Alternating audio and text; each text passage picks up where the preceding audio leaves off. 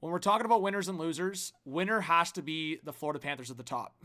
I'm just not even going to bury the lead. The fact that they pulled Brad Marchand for such a little package, essentially, like Brad Marchand, captain, identity of the Boston Bruins, they pull him from a division rival. And now the Florida Panthers have the biggest boost, instantly Eastern Conference, I would say Stanley Cup favorites to go back-to-back. They have Marchand, they have Tkachuk, they have Bennett. They have the biggest rats, the biggest disturbers in the league. And I think when you look at that, like, it's actually crazy. It's actually crazy. And then you check the schedule. Florida plays Boston on Tuesday. What a trade for the Florida Panthers. So they're massive winners. They also got the Seth Jones trade in. Of course, that was Spencer Knight and a first. But the fact that they brought in Seth Jones, they brought in Nico Sturm, and then on trade deadline day, they bring in Brad Marchand. They have to be the ultimate winners. Losers, I'll keep flipping back and forth.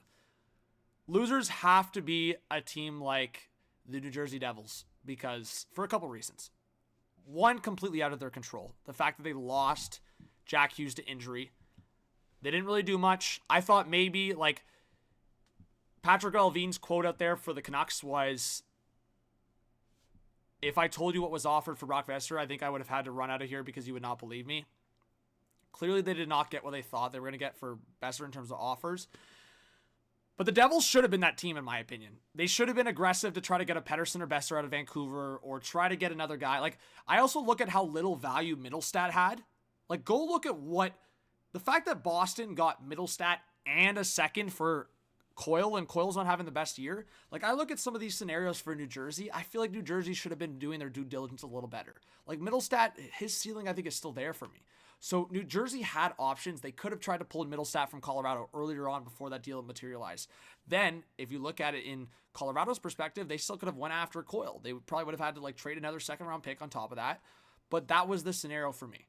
So, I think the Devils just didn't do enough.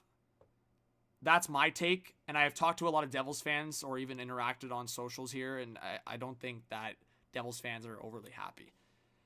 Winner.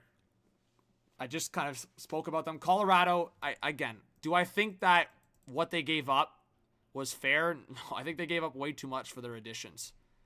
Like, I look at this trade, like Charlie Coyle and a 2026 pick from the Boston Bruins in exchange for Middlestat, Zellers, and a second. It's like they're almost like hiding the pick value, but to me, it's kind of crazy. It's a lot. I think Coyle is definitely the better fit. I will say that for free. I think Coyle's the better fit, but value. I'm talking about asset management and value. I do think that Callum Ritchie, a first and a third for Brock Nelson, a pending UFA, is nuts. And there was rumors that the Islanders offered him $7 million per year on a 3-year deal. It sounds like Brock Nelson wants more term and potentially a higher AAV. If that's with Colorado, that's a tough one to absorb. Like, I don't think Colorado wants to re-sign Brock Nelson at over $7 million per. That's tough. They let Kadri go, and Kadri was going to sign for that amount. I think you could make an argument that Kadri's been better than Brock Nelson recently. Like, I think there's an argument to be had. So, again, could Colorado have made that work back then? Maybe not. Now, I mean, their center depth is great. Don't get me wrong. The fact that they have McKinnon, Brock Nelson, and Coyle, that's great. At the same time, again, I feel like I'm talking myself out of Colorado being a winner. They are a winner. Let's not get it twisted. They're a winner because they are one of the biggest Stanley Cup contenders right now. They also got Ryan Lindgren for a bottom pair. Like, I think Lindgren's going to turn it around a little bit. Like, I think he's going to be better than what he's been with the Rangers. So I'm trying to be positive. Losers also, and again, I'm prefacing this in terms of the Mikko Rantanen trade. They honestly got a great return on the surface in terms of, okay, so they lost Natchez, they lost Jack Drury, they lost a second-round pick. I do think that what they got in return for that, technically, like, ignore the Mikko Rantanen part, the fact that they got Logan Stankoven, 2 firsts, and Taylor Hall out of that, I think is great value for Carolina. But they're losers in the fact that they are a playoff team. And I don't think where they are right now in terms of their current roster that they can do much in the playoffs, especially against these teams I just talked about. So that's kind of where my head's at. I do think that, again, when I look at the value versus them as a playoff team, 100% I think that the value they got is great. But I am definitely on the lens that I think when you're a playoff team, you have to sacrifice some of that value. So if they didn't think they could flip those picks for a Brock Besser or for a Rickard Rakell, they definitely should have gotten more of like guys ready now for the Rantanen deal. I do understand that probably when you look at it, Stankoven, I think, is going to be a top line player. And I do think that 2 firsts is really valuable for them to flip at the draft, for example. But again, Carolina is a playoff team now. And I think for that reason, they are probably losers for me. Winners, the Dallas Stars. So I went from Carolina to Dallas. I think the fact that Dallas made the trades they did, like, we'll pull it up here. I don't think the Stars have made it official yet as I'm recording this, but regardless, they extended Wyatt Johnson. I think that's part of the win today. And they acquired Mikko Rantanen and signed him to a long-term extension. And I think that long-term extension is such a win. The fact that the tax situation probably benefited Dallas here is another big part of it. But this ended up being the contract. Mikko Rantanen, 8 years, $12 million per year. With the cap going up, that's such a massive, massive, massive win for the Dallas Stars. So they got to be winners here. And that's honestly my top 3 winners. I would say the argument here is Colorado, and I'll jump back to another winner and then go to a couple losers. Tampa Bay is also a winner. I think when you go into what Tampa Bay did, like, so we're going through all the trades here. I mean, it was crazy. Like, you could just go to, like, Elliot Friedman as an NHL insider. Colorado, like I said, they got Brock Nelson and they got Coyle, but you look at what Tampa Bay got a few days ago, and the fact that they got Yanni Gourde and Bjorkstrand is massive. So if you want to have a good time, just go to Elliot Friedman, NHL Insider's X page, and you'll just have a good laugh because it's been chaotic, and there's been some massive, massive deals. But this was the Tampa Bay trade to revisit it. Bjorkstrand and Gourde, they gave up a lot. Isamont, a first in 26 and 27. So 2 first-round picks. There is top 10 protection in there, but a second also for the extra retention. That's a lot. That is a lot. But again, Yanni Gourde onto that third line. The fact that they have Bjorkstrand now who can play with like Cirelli and Hagel or on that third line as well. Tampa got a lot deeper. And I think regardless of the picks, the fact that Bjorkstrand also has term going into next year, they got a lot better for sure. I don't think anyone can debate that.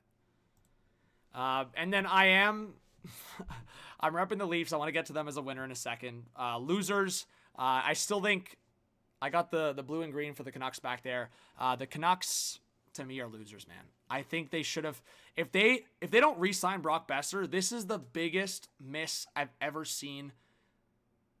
Like, this is how I look at it, right? The Canucks trading JT Miller was a step back. Even though they got Hedel, they had a tough situation on their hands, but Pettersson's been brutal. They are currently right there in the playoff race, and they could make the playoffs. But if they miss the playoffs and lose Besser for nothing in free agency, how much of a miss does that look? So that's my problem right now with the Canucks is, again, I've already seen Canucks fans frustrated. So that's the conversation around Vancouver right now. I think when you look at what other teams did, I think Vancouver clearly, like I said, this is the quote from Patrick Allvin. He thinks people wouldn't believe him if he talked about it. I mean, I wish he would kind of give some incentive or some conversation, but the fact that he's so public about it makes it known that they were looking at trade offers for Brock Besser. How do you think that makes Brock Besser feel? Like, that's my issue here. How do you think that makes Brock Besser feel? And that's kind of where I'm at with the losers aspect, is there's that public aspect of Besser being in those trade conversations. He doesn't end up getting traded. If he walks in free agency for nothing, this is a massive, massive L for the Vancouver Canucks. Going back to winners, I'm repping the Toronto Maple Leafs. They got to be winners. Again, you look at what they did with Scott Laughton. And we'll revisit that trade here for a second. We keep talking about it, but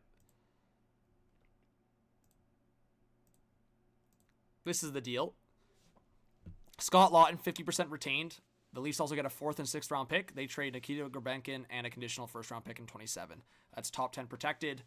Scott Laughton, 50% retained. That means there's only $1.5 million against the cap for Toronto. That's massive. So huge. So I love this deal for Toronto. I think this really pushes the needle in terms of playoff style hockey in their bottom 6. Laughton can be physical. He can drop the mitts. He can also score playoff style goals. He scores those greasy goals that, I mean, the Leafs don't have enough players like that on the roster right now that can score the Scott Laughton type of goals. So Laughton's very versatile. He can play up in the lineup in the top 6 on the wing, or he can be your third line center. I think that's massive. The only negative aspect for Toronto here, and I'm going to talk about the Carlo trade here in a second, and I can't believe I have a Fraser Minton jersey behind me for the Carlo trade, but the Leafs didn't acquire a right shot center. They do not have a right shot center. Of course, Nylander can take faceoffs here and there, but they don't really have a right shot center, and that sucks. So their center depth right now, coming out of the deadline, is Matthews, Tavares, Laughton, Domi maybe, Kampf maybe, right? So it looked like they were interested in Luke Cunnin. I'm kind of surprised again. Like, I feel like San Jose would have just taken Yarncrow's contract. They could have paid up a 3rd round pick to get Luke Cunnin. Say see you later to Yarncrow. I would have much rather had Cunnin on the Leafs roster than Yarncrow. Like, I'm surprised the Leafs kept Yarncrow. I thought they were just showcasing him for a couple of games because they wanted to trade him. The Carlo part for me is really interesting because that's the perfect fit for the Leafs. Bruins fans are really frustrated. I think the Bruins probably fit in like the slight losers for me because, again, I love the value they got getting the middle stat and 2nd round pick for Coyle, but trading Carlo and Marchand is a tough pill to swallow. I like the value they got for Carlo. Like, getting Minton in a 1st round pick, if that's the case, is big value, but the Marchand one just like squashes all of that. Like, the Bruins could have been winners. But I think that Marchand trade kind of overshadows that a little bit. And Charlie McAvoy, Instagram photos, just the memories with Trent Frederick, Charlie Coyle, Brandon Carlo, Brad Marchand. It's definitely an end of an era for Boston, right? Like, we saw the end of the era kind of moving past, like, Bergeron, Chara, but now truly saying bye to Marchand, like, huge factor. And Carlo's also been, like, a staple on that team as well. So I do think it's a bit of a tough pill to swallow for a lot of Bruins fans, seeing those guys gone. So we'll see what kind of comes from, like, Don Sweeney over the next few days. I'm curious. I'm definitely curious. Going back to winners, I think the Sens are massive winners. I really think. Let's go to Bruce Garrioch's page here. And when I just look at Bruce's conversation, there's some cool trades the Sens made. This is probably my favorite in terms of an underrated trade. Getting Fabian Zetterlund, and they didn't give up much. They really didn't. Like, they got a 4th, gave up a 2nd. I think Zetterlund's going to be really good in that middle 6. David Perron just hasn't had that production this year, so getting Zetterlund in there and getting Dylan Cousins in there, I think that was the other deal that I was just so high on. Because, again, Sabres fans are going to say what they want, but at the end of the day, the structure of that deal, I look at it this way. Dylan Cousins is at rock bottom in terms of value. Josh Norris' rock bottom value probably came back in the offseason after so many injuries and not knowing what he was going to be. Josh Norris has played games again and looked decent. Where Dylan Cousins, again, my friend Riley, Sabres fan, said it best. It looks like he forgot how to play hockey. His confidence was just down in the dumps, and he was one of the guys probably most affected by the Sabres just losing locker room. And when I look at this trade, I just think the Sens have much higher ceiling for this deal. They get a 2nd round pick on top of getting Dylan Cousins, who was a highly sought after prospect, high drafted player, and I just think it's such a perfect fit for the Sens. I think going forward, like, this is also helps them right now in terms of Dylan Cousins playing with a bit of edge. He might not score as much as Josh Norris. Like, Norris is definitely more of a scorer, and maybe that's what Buffalo is wanting here. So, again, if Josh Norris can stay healthy, this is where I'm going into the Sabres losers category. So this is like a perfect transition to talk about the Ottawa Senators as winners, the Sabres as losers. I just don't like this trade. I know Sabres fans like it. Jacob Bernard-Docker is nothing special, so maybe he changes it with Buffalo.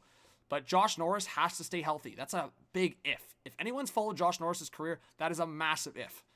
Dylan Cousins, I love the bet for the Sens, and they get a second-round pick on top of that. Like, are you kidding me? And then, as I said, that's why the Zetterlund trade is great, because they basically flip the same value. A second-round pick, they also get a fourth-round pick back, and they get Fabian Zetterlund. So the fact that they get Cousins and Zetterlund from that package, massive. I will say, shout out to the Sabres for getting rid of Yoki Haru, because he's had his struggles. But, yeah. I will say also, I like the deals that the Flyers made and didn't make. I don't know if I necessarily make them winners. I'm going to make the other Pennsylvania team a winner, though. I think the Pittsburgh Penguins did some great stuff in terms of value. I think they're probably in one of the worst situations in the NHL in terms of having Sid, having Malkin, and not being able to compete. But how I look at it is this. You got a second-round pick for Beauvillier. I think that's nuts. You got a second and fourth for Luke Schenn after you literally got him for Michael Bunting. You also got Tommy Novak in the fold, who's going to be a good third liner for you next year.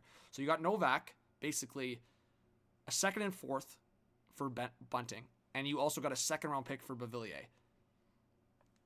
That's great business from Dubas, getting a second, and a fourth for Schenn and Beauvillier. Crazy. In my eyes, that's a big win for Pittsburgh's value. Are they winners in terms of where they sit in the standings, or winners in terms of how they sit as a franchise? Maybe not. But when you win 3 Stanley Cups, you struggle out of a core. They've got to be creative. So I think Dubas could have maybe been more aggressive on the Rickard Rakell front, but apparently Rakell and Besser just weren't getting those offers. And that's what I kind of said. I was like, the market should say like these guys get a first, maybe even 2. But I think people weren't just going to follow suit just because Tampa did something like that, you know? Another loser I have, I mean, a couple losers.